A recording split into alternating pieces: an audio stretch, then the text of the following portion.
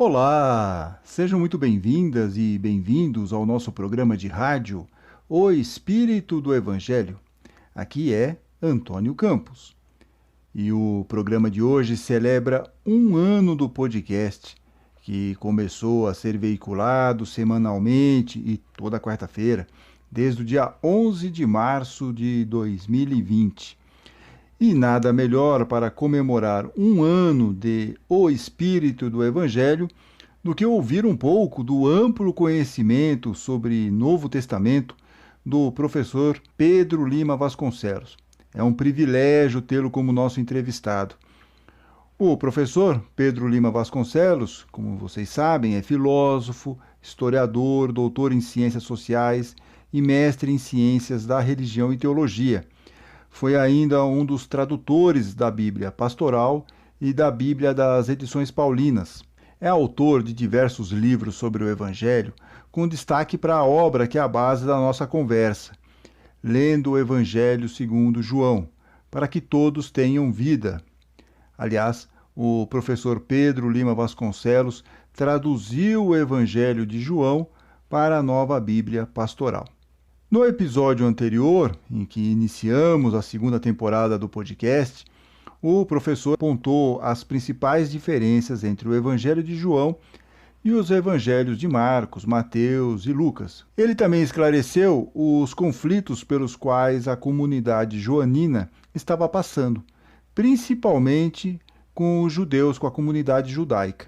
E como esses conflitos influenciaram também lá no texto joanino. Nós vimos isso no episódio passado. No programa de hoje, o professor Pedro Lima Vasconcelos faz revelações ainda mais interessantes.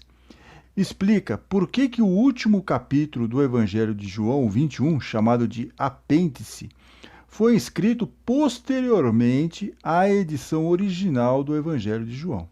Ele aponta ainda qual é a verdadeira tradução para a conversa entre Jesus e Pedro, nesse mesmo capítulo. É aquele famoso: Pedro, você me ama? O professor também vai revelar quem seria o discípulo amado. Por que um evangelista prefere usar a palavra sinais e não milagres? E também vai revelar por qual motivo, na abertura do Evangelho, o João diz, ou quem escreveu o Evangelho de João, diz que a palavra, ou seja, Deus, se tornou carne. Acompanhe tudo com muita atenção porque vai mudar a sua maneira de ver o Evangelho. No próximo bloco, os conflitos internos na comunidade joanina que levam à criação do apêndice no Evangelho de João.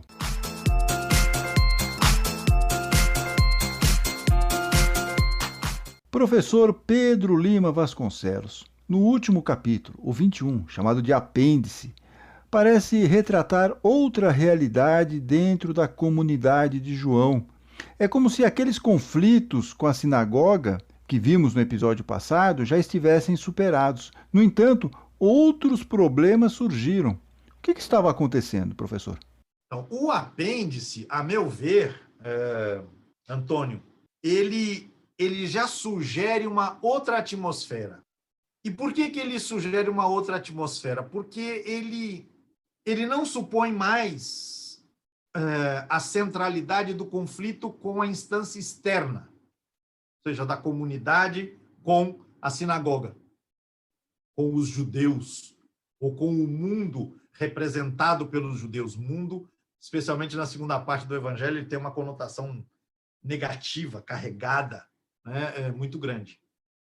Ao que parece, na segunda parte, no apêndice, especialmente na segunda parte do apêndice, a partir ali do versículo 15, do capítulo 21, parece que as questões dizem mais respeito a dissensões ou tensões internas ao grupo. E isso nos remete, Antônio, a um outro dado que é fundamental para o entendimento do ponto de vista da história do grupo joanino, no entendimento do lugar do Evangelho e do apêndice em particular. O Evangelho segundo João, ele entrou no Novo Testamento na companhia de 3 outros escritos, que são as chamadas Cartas de João. Eu também escrevi um pequeno livro, né, nessa mesma série Como Ler, né, da Paulus, sobre as cartas de João. As cartas de João, elas devem ser lidas na esteira do Evangelho, e me parece que o apêndice, ele é anexado ao Evangelho para esta edição revista e ampliada, nas circunstâncias em que as cartas estão sendo escritas. E as tensões refletidas nas cartas, especialmente na primeira, que é a mais extensa, são tensões internas ao grupo. O grupo está rachado internamente, por razões de ordem doutrinária, por razões de ordem prática, de posicionamentos em relação a questões do cotidiano. Há divergências, né, importantes entre os dois grupos internos, né? E parece, inclusive, que a ruptura entre eles já está acontecendo ou já aconteceu. O autor da primeira carta, ele diz, eles aí são os saíram de dentro de nós. E ele os chama de anticristos, a linguagem muito, muito dura, muito pesada, né? Para desqualificar esse grupo oponente. E aí o grupo representado por quem escreveu as cartas, né, ao mesmo tempo ele sente o baque, né, sente o golpe, né? Não só você teve que enfrentar uma encrenca danada em relação à sinagoga, você está vivendo uma experiência marcada pela exclusão, e ainda você tem uma cisão interna, né, que rompe a unidade que tinha sido possível de se estabelecer, né? Então, o grupo que, do ponto de vista do seu símbolo, né, ele se identifica com uma figura, né, uma figura da qual a gente não sabe nada, que é a figura do tal discípulo que Jesus amava, né, que aparece várias vezes no Evangelho. Este grupo, e provavelmente o lado de lá também se identificava com o mesmo tal discípulo amado. Ambos os grupos, diz o Brown, liam o Evangelho segundo João, mas interpretavam de maneira diferente. Daí as dissensões. Este grupo, representado pelo autor das cartas, ele percebe a fragilidade da comunidade que está cindida em duas partes, e ele vê o risco da fragmentação. Ele sente o risco da fragmentação. E aí, no seio deste grupo, muito provavelmente, é que emerge a escrita do apêndice. E o que faz, do ponto de vista narrativo, o texto que está no apêndice? Ele procede a uma aproximação entre o discípulo amado, a figura emblemática, né, representativa do grupo, a figura com a qual o grupo se identifica. O discípulo amado é aproximado à figura de Pedro. E por que Pedro? Pedro e os evangelhos sinóticos evidenciam isso, né, o líder de um grupo, o grupo dos 12, né, o grupo dos apóstolos. Né, e no primeiro século, e cada vez mais, né, a gente sabe disso, ele vai incorporando, enquanto figura, um caminho que aposta na sobrevivência ou na vitalidade, a perenidade do movimento cristão, que se diferencia em tantas correntes, em tantos grupos, em tantas tendências, etc., por um caminho de unificação institucional. Claro que talvez seja muito cedo, seguramente é muito cedo, para falar de uma unidade institucional em torno de Pedro nesta época, início do século II. Né? O movimento cristão continuará fragmentado, né, durante todo o tempo, inclusive até os dias de hoje, a gente sabe disso.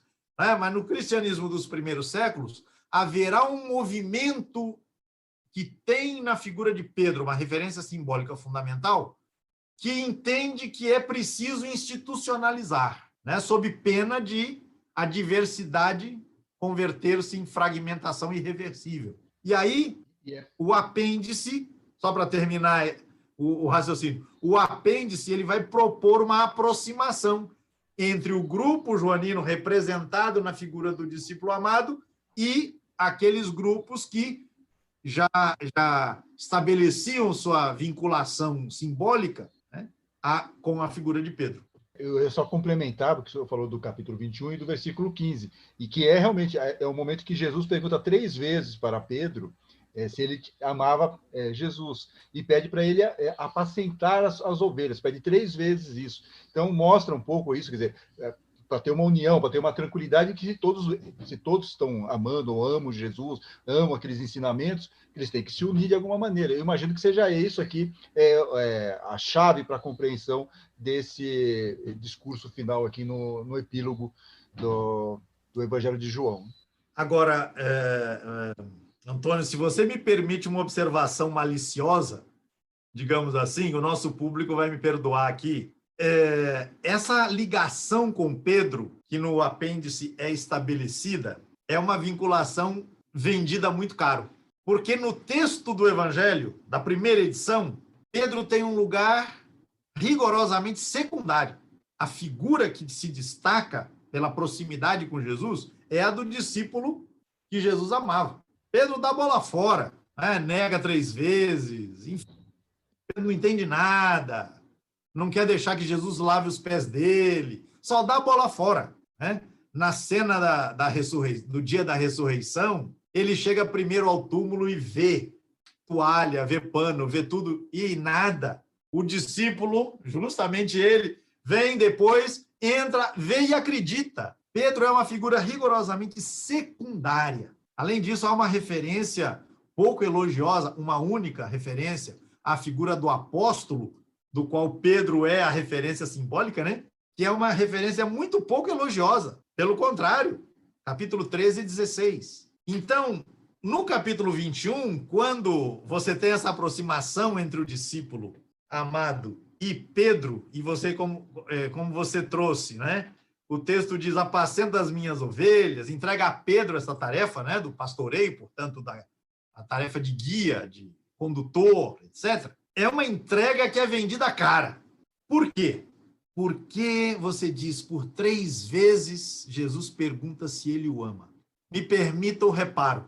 Ele pergunta 2 vezes se Pedro o ama. E nas 2 vezes que ele pergunta, Pedro responde de maneira insuficiente à pergunta. Mas aí eu devo dizer, e fazendo propaganda em causa própria, que isto só aparece na Bíblia, na Nova Bíblia Pastoral. Nenhuma outra Bíblia em português, pelo menos das que eu conheço, leva isso em consideração. Porque na primeira vez, Jesus pergunta a Pedro, Pedro, tu me amas? E o verbo utilizado corresponde ao substantivo agape, substantivo grego, que é a expressão mais densa do amor. E Pedro responde, sim, Senhor, tu sabes que eu sou seu amigo. Eu acho que foi assim que eu traduzi lá na Bíblia Pastoral. E aí ele usa uma outra palavra. Ele usa o verbo correspondente ao termo filia, que é uma palavra que não tem a densidade do termo grego agape. Ou seja, Jesus pergunta pelo mais e Pedro responde pelo menos.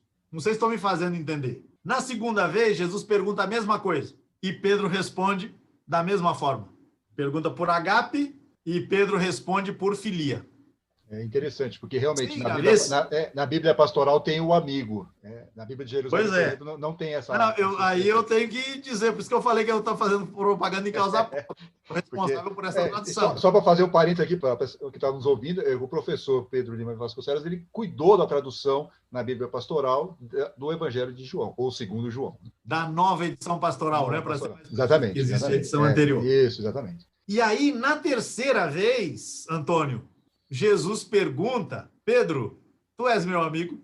Jesus já não mais pergunta pelo agape, na perspectiva do agape. Ele pergunta na perspectiva da filia. E aí o texto diz, Pedro ficou entristecido. E as Bíblias, nossas traduções, que não levam isso em consideração, dizem, ou traduzem, que Pedro teria ficado entristecido porque Jesus perguntou 3 vezes. Não é isso. O que o texto grego diz é que Pedro ficou entristecido porque Jesus entendeu que para alcançar alguma identificação entre o que ele pergunta e o que Pedro responde, Jesus tem que descer de nível. Jesus tem que baixar as expectativas que ele tem em relação a Pedro. E aí ele diz: Pedro, você é meu amigo? E Pedro responde: sim, Senhor.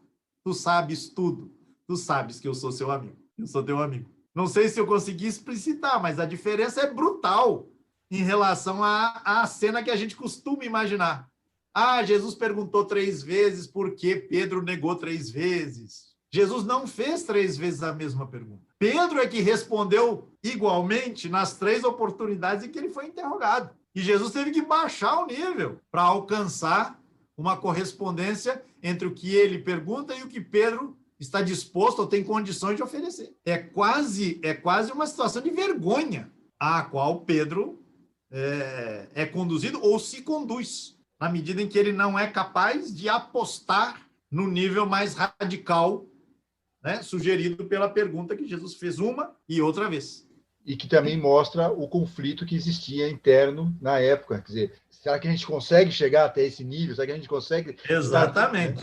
Exatamente. Por isso que eu disse que é uma entrega vendida muito caro. Bom, nós vamos aproveitar, acho até que é instrutivo, vamos ler a tradução que o próprio professor Pedro Lima Vasconcelos preparou sobre esse trecho dessa conversa de Pedro com Jesus para a Nova Bíblia Pastoral. Está lá no capítulo 21, versículos de 15 a 17, e diz o seguinte: Depois de terem comido, Jesus disse a Simão Pedro: Simão, filho de João, você me ama mais do que estes outros? Pedro respondeu: Sim, Senhor, tu sabes que sou teu amigo. Jesus disse: Alimente os meus cordeiros. De novo, Jesus disse a Pedro: Simão, filho de João, você me ama? Pedro respondeu: Sim, Senhor, tu sabes que sou teu amigo. Jesus disse: Tome conta das minhas ovelhas. Pela terceira vez, disse Jesus a Pedro: Simão, filho de João, você é meu amigo? Então Pedro ficou triste, porque na terceira vez Jesus lhe havia perguntado se era seu amigo. E disse a Jesus: Senhor, tu conheces tudo e sabes que eu sou teu amigo. Jesus lhe disse: Alimente as minhas ovelhas. E aí, um pouquinho, né, após essa conversa, esse aqui foi o texto que nós lemos aqui da tradução do Pedro Lima Vasconcelos, sobre essa conversa de Jesus com Pedro. E após a conversa com Jesus, Pedro percebe que vinha atrás deles o discípulo que Jesus amava. Essa é a descrição que está lá na Bíblia.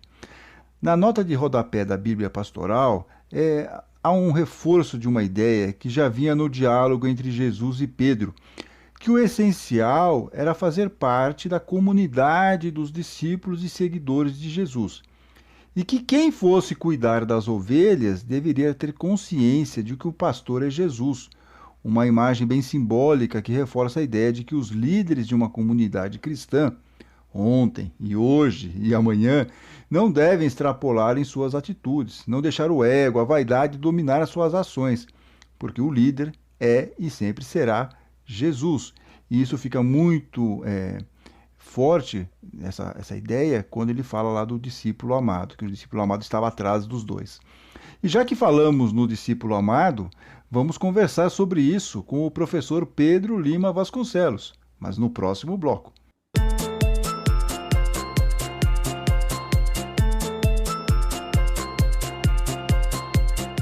Professor Pedro Lima Vasconcelos, no trecho que lemos do Evangelho de João, no bloco anterior, há uma referência sobre o discípulo amado, aquele que na ceia se inclinara sobre o peito de Jesus, como está na tradução lá do Evangelho. O senhor tem uma tese interessante sobre a identidade do discípulo amado. Como é que é essa história? Na verdade, você diz, eu tenho uma tese, você foi generoso comigo. Na verdade, a tese é do Brown, né? Me parece que é um dos momentos importantes do livro dele. O discípulo amado pensado como o líder da comunidade, né? Desde os seus primórdios, e uma figura que teria sido, antes de ser seguidor de Jesus, teria sido seguidor de João Batista.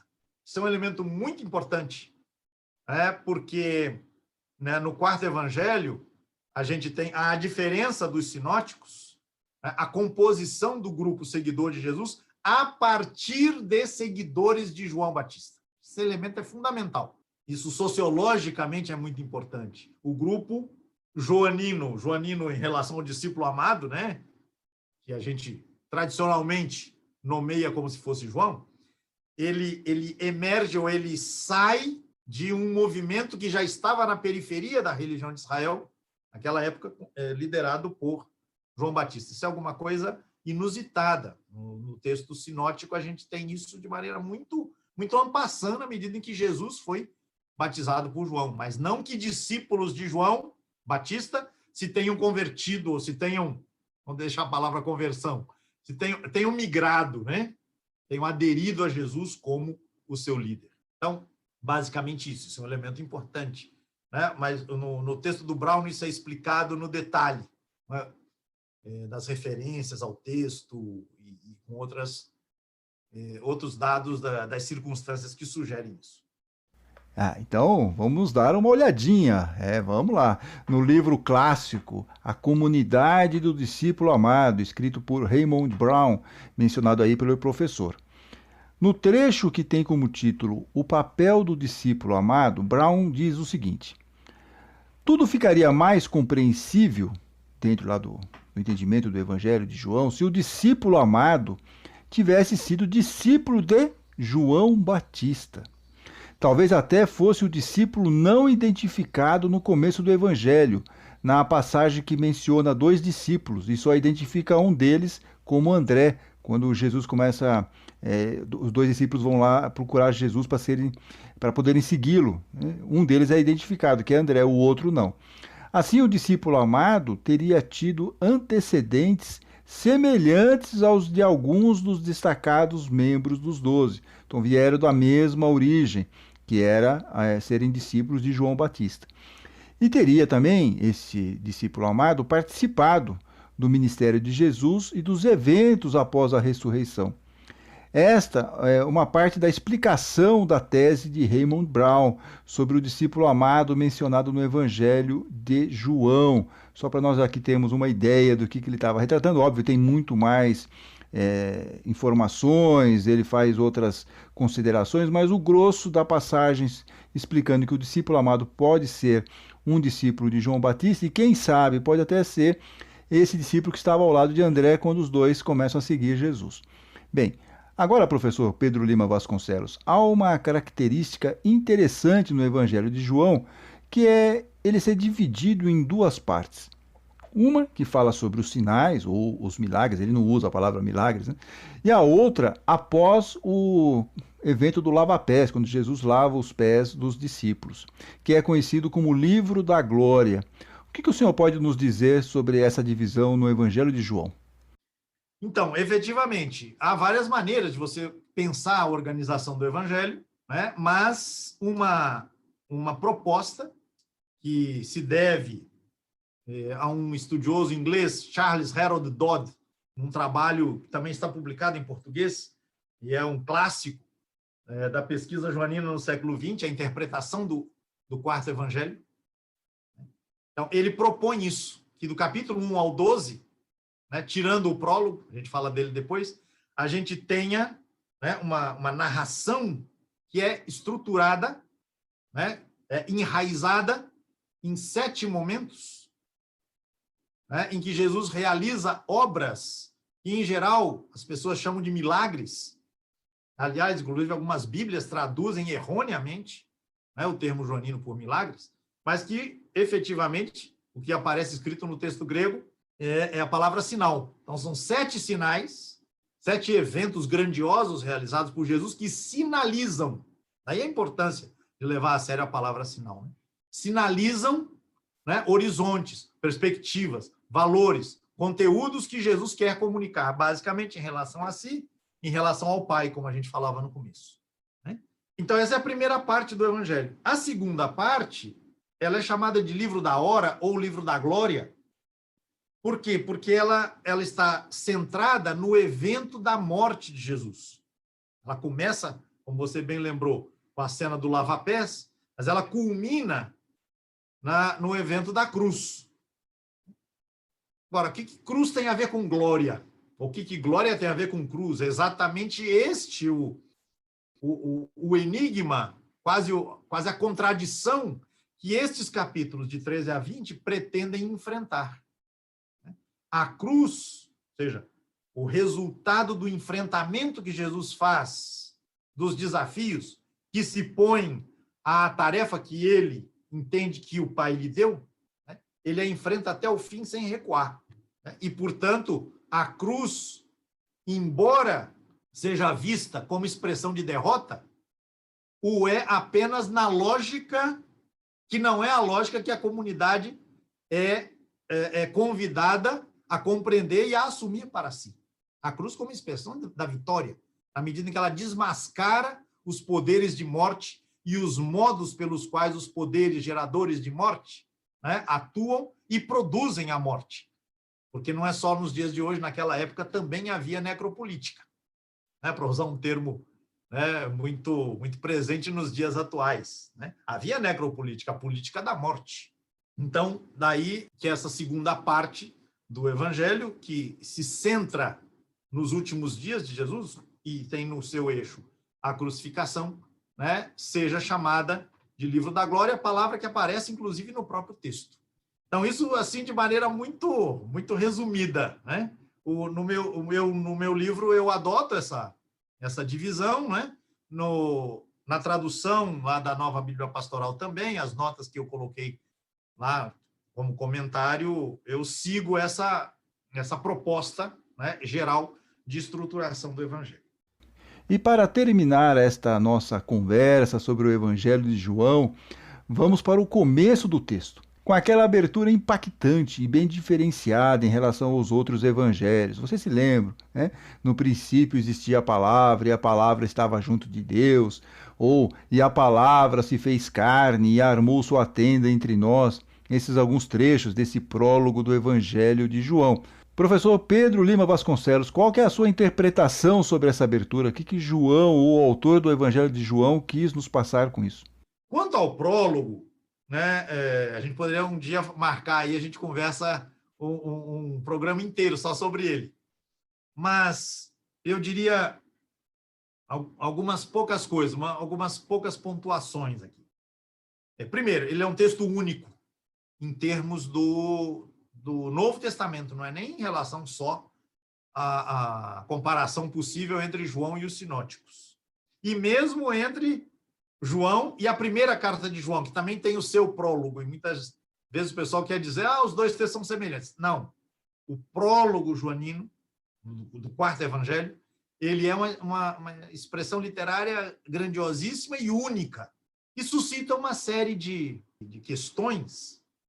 E eu diria assim, se equivoca, do meu ponto de vista, quem queira ler o prólogo em chave filosófica. Por quê? Porque no texto grego, a palavra que muitas vezes é traduzida nas Bíblias por verbo ou mesmo por palavra, o termo grego é logos.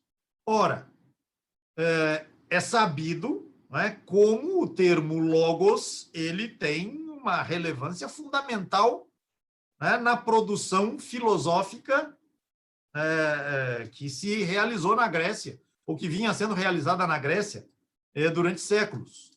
O logos como princípio ordenador, como princípio de racionalidade para o entendimento do mundo. E esse caminho interpretativo ele foi adotado ao longo da história do pensamento cristão, da teologia cristã, e mesmo na filosofia subsequente. E eu disse, se equivoca quem queira transpor esta leitura, digamos, filosófica do prólogo para o ambiente e para a intencionalidade de quem escreveu esse texto. A meu ver, o prólogo há de ser melhor entendido na sua intencionalidade primeira, ou seja, tendo em vista aquela comunidade sobre a qual a gente já tratou aqui, se nós inserimos esse texto no interior da tradição judaica. E a gente toma este logos como um dos termos que designa ou que faz pensar no processo de surgimento do universo, do mundo, e da manifestação de Deus a este mundo que ele criou. Sendo mais explícito no que estou querendo dizer, é que existem pelo menos 2 textos fundamentais na tradição israelita para a gente ancorar a densidade judaica do prólogo. E esquecer Aristóteles, esquecer Anaxágoras, etc, etc. Um texto é Provérbios capítulo 8, um texto que está nas escrituras judaicas, a partir do versículo 22, que fala de uma companhia que Deus tinha na criação do mundo. E o texto hebraico que serve de base para as traduções, né, da escritura judaica, ele diz que esta entidade toma a palavra e diz o seguinte: Javé me adquiriu. Javé me adquiriu. Depois vão chegar os defensores da ortodoxia e vão mudar o texto e vão dizer Javé me criou. Mas o texto sugere que havia uma prévia existência dessa entidade que Javé assumiu. E esse adquiriu provavelmente tem a ver com a linguagem do matrimonial, a linguagem do elo conjugal. Ou seja, você teria uma consorte de Javé que é a responsável pela criação do mundo. Se você lê o texto, diz, eu é que fiz, fui eu que fiz, fui eu que fiz, fui eu que fiz, fui eu que fiz, fui eu que fiz, diante de Javé. Isso vai dar uma confusão danada, porque, afinal de contas, a religião de Israel não é monoteísta? É, mas né, há problemas aí. Tanto é que você vai ter versões do texto que vão dizer Javé me criou. Então, esta entidade seria uma criatura criadora. Antes de criadora, criatura. Bem, um outro texto é Eclesiástico 24, que também apresenta um discurso desta entidade, chamada sabedoria. Sabedoria, Sofia. Que nada tem a ver com a Sofia lá dos gregos da filosofia, nada. Só o nome que é igual. E ela diz a mesma coisa, que ela foi a responsável por ter feito isso, por ter feito aquilo, papapá. E um dia, Javé me chamou e disse, vai e acampa nesta obra que foi realizada. Acampa, esse verbo é importante. E, finalmente, ela vai lá e faz isso. Ela acampa entre as tendas de Jacó. Então, você tem Javé, você tem a sabedoria, e você tem essa sabedoria acampada, ou seja, que entra na história humana por meio do seu vínculo com as tendas de Jacó. Na continuação do texto, o comentador, o narrador, né, que relata esse discurso feito por essa entidade, ele diz, esta entidade não é outra coisa senão a lei de Moisés. Em outras palavras, o que aconteceu, Antônio, segundo esse texto? A sabedoria se tornou livro, ok? Se encarnou em Israel, se encarnou, veja a palavra que eu usei. Se enlivrou, se fez livro na lei de Moisés. Ora, o que o quarto evangelho vai dizer que aconteceu com esse tal Logos? No verso 1,14. E a palavra se fez carne e armou... Ele não se fez livro, ele se fez carne. E armou sua tenda entre nós. E acampou entre nós.